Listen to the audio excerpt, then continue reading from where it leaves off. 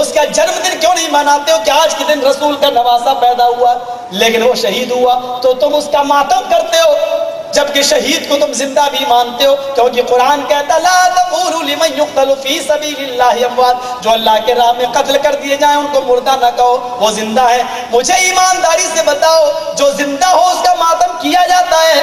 کیا تم اپنا بیٹا تمہارا زندہ ہو کل ماتم کر کے دیکھو، تمہارا نواسا گھر میں زندہ ہے ذرا اس کا ماتم کر کے دیکھو، دنیا کہے گی بے وقوف ہے۔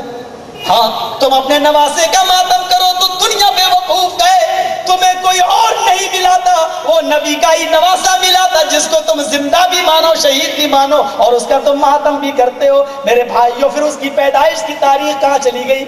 اگر اس کے انتقال اور شہادت کی تاریخ یاد ہے تو محمد رسول اللہ کی وفات اور آپ کے انتقال کی تاریخ پھر تم کیوں بھول گئے ہو؟ یہ کتنی بڑی جہالت ہے کہ ہم نبی کی تو پیدائش کا دن منائیں اور اس کے نواسے کی شہادت اور موت کا دن یعنی انتقال یا شہادت کا دن منائیں۔ میرے پیارے ساتھیوں، تم جس کا چاہو جنم دن مناؤ اور جس کا چاہو تم مرد دن مناؤ۔ میرے بھائیوں، شریعت نام کی کوئی چیز ہی باقی نہیں رہی ہے۔ ذرا ایمانداری سے میرے بھائیوں ذرا بتاؤ، آج تم پیر کے دن میلاد النبی کرتے ہو، اپنے گھر میں میلاد کرتے ہو، میں تم سے پوچھنا چاہتا ہوں میلاد کرتے وقت تم کھڑے کیوں ہو جاتے ہو؟ چلو مجھے ایک فیصلہ کرو، میلاد کرتے ہو کھڑے کیوں ہو جاتے ہو؟ ایک مرتبہ بدایوں میں بھی گیا، اذان ہوئی، اذان کے بعد جماعت کھڑی ہونے والی تھی، اس نے پھر پکار کے کہا الصلاۃ والسلام علیک یا رسول اللہ، الصلاۃ والسلام علیک یا حبیب اللہ۔ میں سمجھ گیا یہ مسجد کن لوگوں کی ہے، میں نے کہا بھاگنا تو اچھا نہیں ہے، چھوڑنا تو اچھا نہیں ہے۔ میں نے ان کے ساتھ نماز پڑھ لی، اس کے بعد میں کینچی والا مسافہ چلنے لگا، امام صاحب سے سارے مقتدی مسافہ کرنے لگے، وہ ایسے نہیں تھا بلکہ ایسے والا مسافہ تھا۔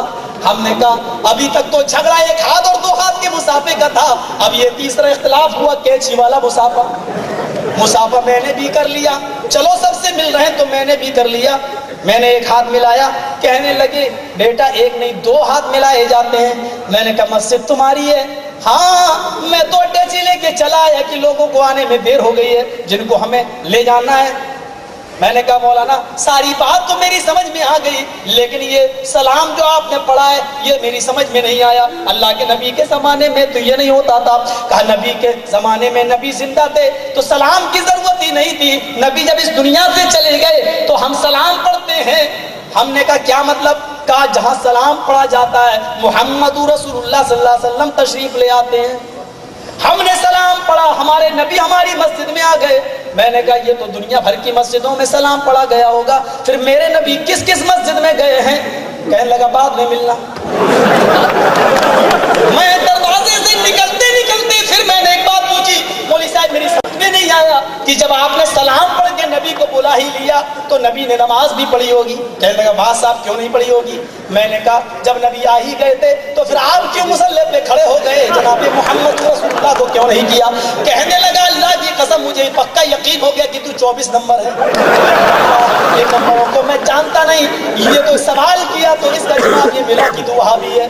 الٹی سمجھ خدا کسی کو نہ دے، دے آدمی کو موت پر یادا نہ دے۔ مجھے آج تک کوئی سمجھا نہیں سکا، مجھے بتاؤ تمہارے یہاں 10 بجے میلاد ہوتا ہے، میلاد ختم ہوتے ہی تم کھڑے ہو کے سلام پڑھنے لگتے ہو، میری سمجھ میں نہیں آتا کہ یہ کھڑے کیوں ہوتے ہو۔ میں نے کچھ لوگوں سے پوچھا، ہاں میں نے کچھ کتابیں بھی پڑھی ہے جس میں صاف لکھا ہے کھڑے ہو کر میلاد پڑھنے کی وجہ یہ ہے کہ رسول اللہ صلی اللہ علیہ وسلم کی سواری وہاں آ جاتی ہے۔ میں نے کسی مولوی سے پوچھا کہ ہاں یہ بتاؤ اگر عورتیں بھی کھڑے ہو کر میلاد پڑھنے لگیں تو کیا میرے نبی عورتوں کی محفل میں بھی چلے جائیں گے؟ کہنے لگا جی مسئلہ ہے تمہارا۔